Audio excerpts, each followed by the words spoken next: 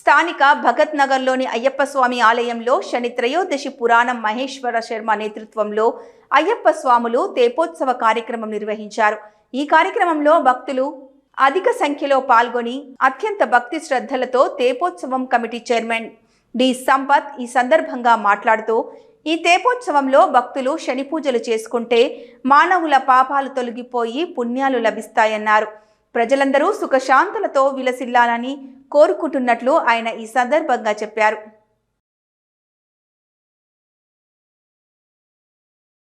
పిల్లవాడు అంబాడుకుంటూ అటు తిరుక్కుంటూ పోర్లాడుకుంటూ పాక్కుంటూ ఆ పిప్పలములు అంటే రావి చెట్టుకు సంబంధించిన పండ్లను తినుకుంటూ బ్రతికినాడు. ఇంతటి దౌర్భాగ్య స్థితి ఎవరికైనా వస్తుందా చెప్పండి. అందుకని ఇప్పుడు చెప్పక ఏం చెప్తున్నాడు వ్యాస భగవానుడు అంటే, ఎప్పుడైనా మీకు ఆకలి అయితే రావి పండ్లను తినవచ్చును. తింటారా మీరు? ఇడ్లీలో దోశలో ఇవి తింటారు తప్ప, మిరపకాయ బజ్జీలో తింటారు తప్ప ఇవి తినరు.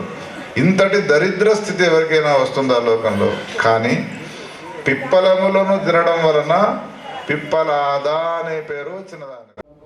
ఈరోజు ఈ శని త్రయోదశి పూజ చేసుకోవడం వలన శని దోషాలు పోయి స్వాములు భక్తులు అందరూ సుఖ సంతోషాలతో ఉంటారని ఆ పురాణం మహేశ్వర్ శర్మ గారు చెప్పారు. అందుకే శని దోష త్రయోదశి నాడు శని దోష పూజ చేసుకున్నాం. స్వామి శరణమయ్యప్ప. అలాగే ఈ సమస్త మానవులు సుఖ సంతోషాలతో ఉండాలని మనస్ఫూర్తిగా కోరుకుంటున్నాను. స్వామియే శరణమయ్యప్ప, స్వామియే శరణమయ్యప్ప.